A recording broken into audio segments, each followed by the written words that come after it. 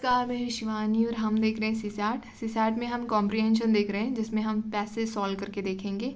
जो अजम्पशन वाले क्वेश्चन होते हैं वो थोड़े ट्रिकी होते हैं और गलत होने की इनमें चांसेस ज़्यादा होते हैं, तो इसीलिए हम इसी की प्रैक्टिस कर रहे हैं और कैसे ये क्वेश्चन सॉल्व करने चाहिए वो हम इस वीडियो में देखेंगे।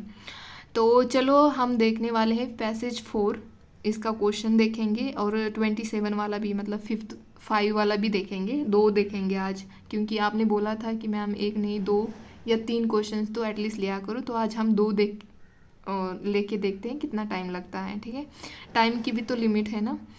तो चलो फिर देखते हैं 4th वाला कि क्या कहा है। तो क्वेश्चन ये है 4th वाला, 26 वाला क्वेश्चन है 4th पैसेज का। On the basis of the above passage the following assumption have been made. मतलब अजम्पशन का मीनिंग यही होता है कि ग्रही धर के लिखा है ऑथर ने पैसेज। मतलब कुछ जो भी हम पैसेज पढ़ेंगे वो किसी आइडिया के बेस के ऊपर लिखा होगा ना, कोई तो आइडिया होगी, कुछ तो अज्यूम किया होगा ऑथर ने लिखते टाइम पे, तो वो हमें देखना होता है। तो फर्स्ट है यहाँ पे, governments and companies need to be adequately prepared to face the climate change. Second है, extreme weather events will reduce the economic growth of governments and companies in future. Third लिखा है यहाँ पे, ignoring climate change is a huge risk for investors. और यहाँ पे नीचे option दे रखे कि ऊपर में से 3 जो दे रखे हैं उनमें से कौन सा वैलिड एजम्पशन है वो देखना है। फर्स्ट ऑप्शन में दे रखा है 1 and 2 ओनली, सेकंड बी में 3 ओनली, सी में 1 and 3 ओनली, डी में 1, 2 and 3 ये दे रखे हैं। तो चलो देखते हैं, पैसेज देखते हैं हम। पैसेज में क्या कहा गया है ऑथर के द्वारा, ये देखना है हमें कि क्या अज्यूम करके पैसेज लिखा है ऑथर ने, ये देखना है। अ changing climate and the eventual efforts of government. Climate change भी हो रहा है और गवर्नमेंट एफर्ट्स भी ले रही है। However reluctant to deal with it could have a big impact on investor returns. मतलब ये जो हम एफर्ट जो ले रहे हैं ठीक है, बट इसका इन्वेस्टर के ऊपर इम्पैक्ट हो सकता है।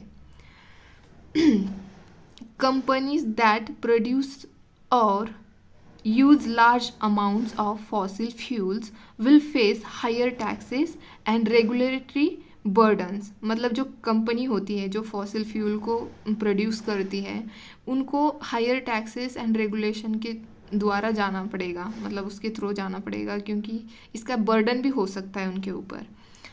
ये हो गया सेकंड वाला सेंटेंस।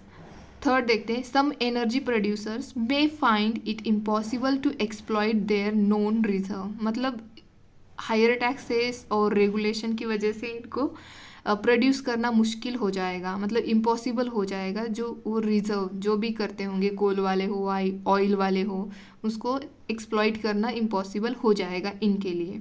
ठीक है, and be left with stranded assets. मतलब छोड़ भी देंगे, पता नहीं क्या भी।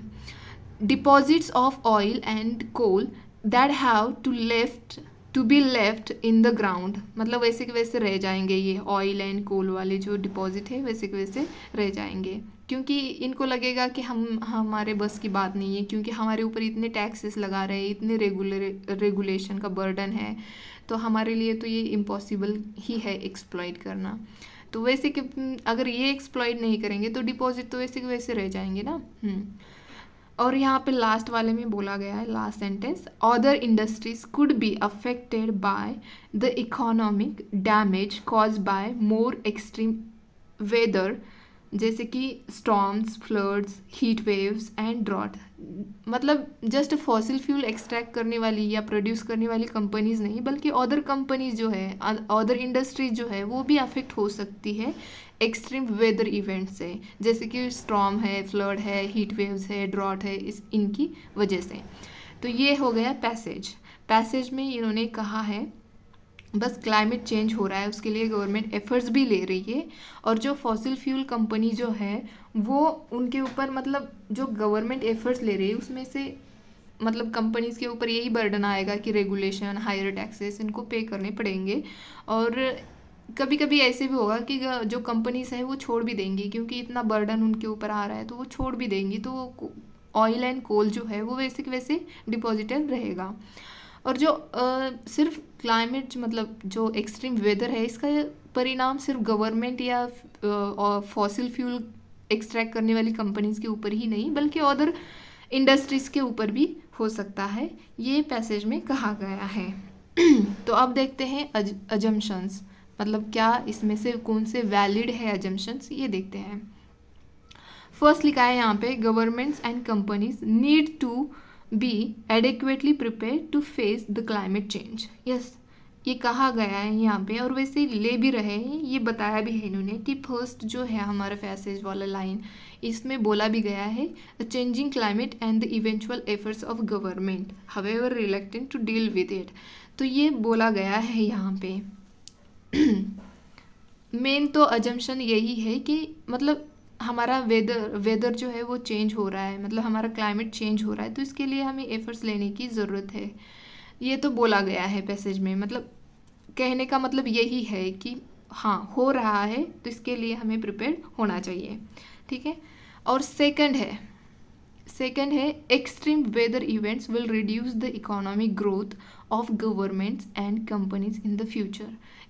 तो यहाँ पे ऐसा कुछ भी नहीं बोला ऑथर ने, ना ये बोला कि कंपनी काम्स नहीं करेंगे तो इसकी वजह से उनका इकोनॉमिक ग्रोथ रिड्यूस होगा फ्यूचर में, ऐसा बिल्कुल नहीं कहा है इन्होंने। बस ये बोला है कि हाँ क्लाइमेट चेंज हो रहा है और एक्सट्रीम वेदर्स भी आ रहे हैं, इसकी वजह से दूसरी इंडस्ट्री जो है उनके ऊपर भी इसके मतलब इसका अफेक्ट होगा क्लाइमेट चेंज का। बट इन्होंने ये नहीं बोला कि जो मतलब ये जो एक्सट्रीम वेदर है इसका परिणाम हमारे इकोनॉमिक ग्रोथ में फ्यूचर में होगा, ये कहीं पे भी नहीं कहा है इन्होंने, ना ही इससे कोई मीनिंग ऐसा निकलता है कि वो फ्यूचर में अफेक्ट होगा, बिल्कुल ऐसा नहीं कहा है इन्होंने। जस्ट बोला है कि रिस्क है, यहाँ पे रिस्क है तो हमें इसके लिए प्रिपेयर होना चाहिए, बस यही कहना है, यही कहा है पैसेज में।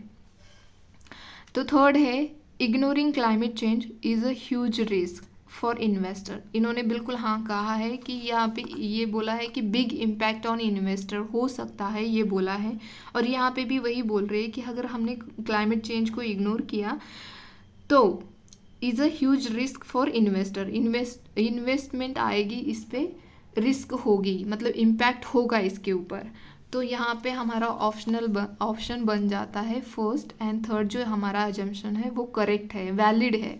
तो यहाँ पे आंसर आ जाता है सी, आंसर बनता है, ठीक है। तो अब देखते हैं हम नेक्स्ट पैसेज। तो नेक्स्ट पैसेज में हम देखने वाले हैं अजम्पशन का ही है ये क्वेश्चन। तो यहाँ पे बोला गया है, with reference to the above passage the following assumptions have been made, बनाया गया है। तो क्या अजम्पशंस है? फर्स्ट है, मेकिंग इक्वालिटी ऑफ अपॉर्चुनिटी और रियलिटी। इक्वालिटी ऑफ अपॉर्चुनिटी और reality is the fundamental goal of the Indian education system, ठीक है। यहाँ पे इक्वालिटी ऑफ अपॉर्चुनिटी को फंडामेंटल गोल बनाया गया है इंडियन एजुकेशन सिस्टम में, मतलब यही रियलिटी में बनाना है। सेकंड है, the present Indian school system is unable to provide egalitarian education. Egalitarian का मतलब होता है समान, इक्वल एजुकेशन बनाने में अनेबल है, ऐसे बोला गया है, मतलब प्रोवाइड करने में अनेबल है। थर्ड है, abolition of private schools and establishment of more government schools is the only way to ensure egalitarian education. तो यहाँ पे बोला गया थर्ड इन्होंने कि प्राइवेट स्कूल जो है उनको एबॉलिश करना है और मोर गवर्नमेंट स्कूल इस्टेब्लिश करने हैं। यही एक तरीका, यही एकमात्र तरीका है जिसकी वजह से इगैलिटेरियन एजुकेशन आ जाएगा। एकमात्र, ओनली पे ध्यान दीजिए, एक्सट्रीम वर्ड कभी भी हमें अवॉइड ही करने हैं, मतलब वो करेक्ट होने के चांसेस कम होते हैं। तो यहाँ पे वैलिड एजम्पशन कौन सा है देखने हैं, ऑप्शन दे रखे हैं 1 and 2, 2 and 3 and 3। तो देखते हैं पैसेज में क्या कहा गया है। पैसेज है 5th नंबर वाला, access to schooling for those coming of school age is close to universal, but access to equality exhibits a sharp gradient with socio-economic status। यहाँ पे बोला गया है कि जो sharp gradient मतलब उतरता, मतलब कम होता दिखाई देता है, क्योंकि इकोनॉमिक जो सोशियो इकोनॉमिक स्टेटस की वजह से इक्वालिटी नहीं मिलती है एजुकेशन में। ठीक है। सेकंड है quotas for the weaker section in private school is a provision introduced by the Right of Children to Free and Compulsory Education Act 2009। इन्होंने यहाँ पे प्राइवेट स्कूल की बात की है। यहाँ प्राइवेट स्कूल में इंट्रोड्यूस किया गया है right of children to free and compulsory education act के द्वारा। ठीक है। थर्ड है यहाँ पे the quotas have impose a debate on issues of social integration and equity in education। Equity मतलब समानता, अगर कोई पिछड़ा है तो उसको साथ में लाना, इसको इक्विटी बोलते हैं। इक्वालिटी अलग बात होती है, इक्विटी मतलब अगर एक पर्टिकुलर ग्रुप पीछे रह गया हो तो उसको किसी तरह से बूस्ट करके उसको आगे बढ़ाना, यही इक्विटी होता है। जैसे कि आरक्षण देके, कोई पिछड़ा वर्ग पीछे है तो उसको आरक्षण देके इक्विटी में लाना, ये इसको इक्विटी बोलते हैं। That private actors, okay, equity in education that private actors had escaped by and large.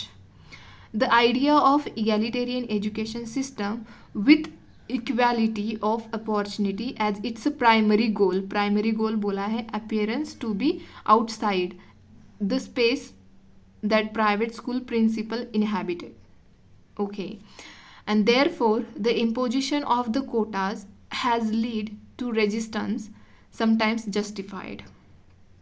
Okay, तो यहाँ पे पर्टिकुलरली ये बोला गया है, मतलब इसका मेन अजम्पशन यही है कि जो इक्वालिटी और इगैलिटेरियन जो एजुकेशन है इसी में इसी के बेस ये पैसेज लिखा गया है।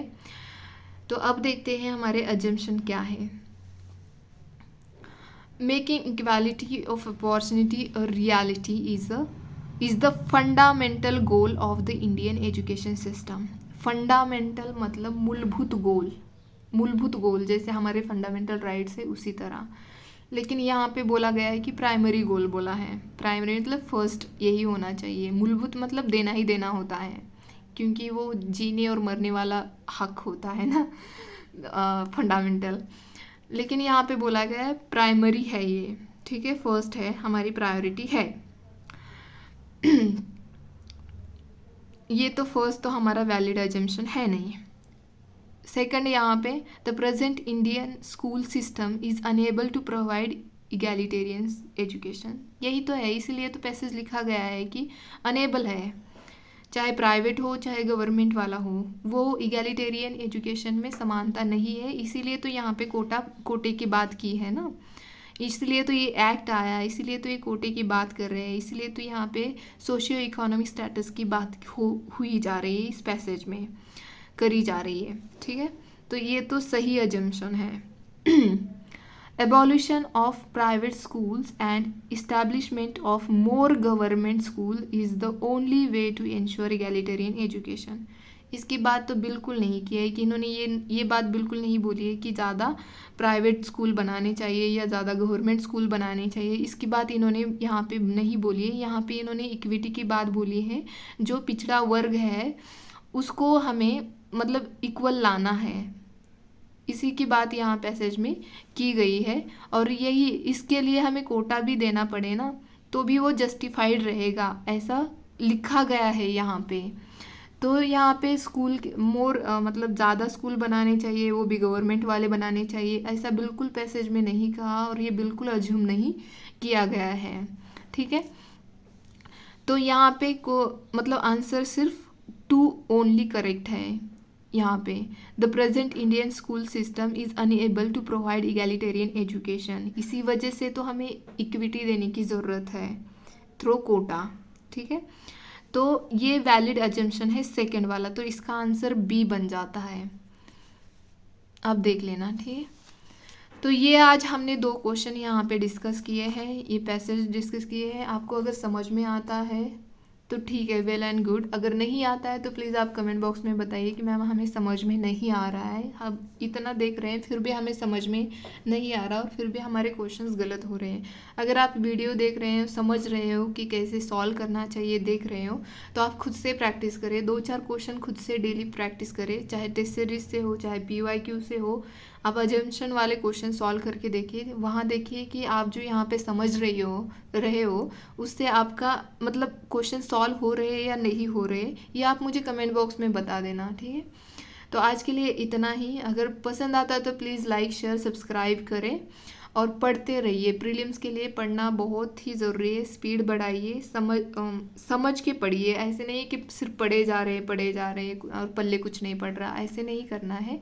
बिल्कुल शांति से पढ़ना है, समझ के पढ़ना है और रिवाइज भी करना है, ठीक है। तो आज के लिए इतना ही, धन्यवाद।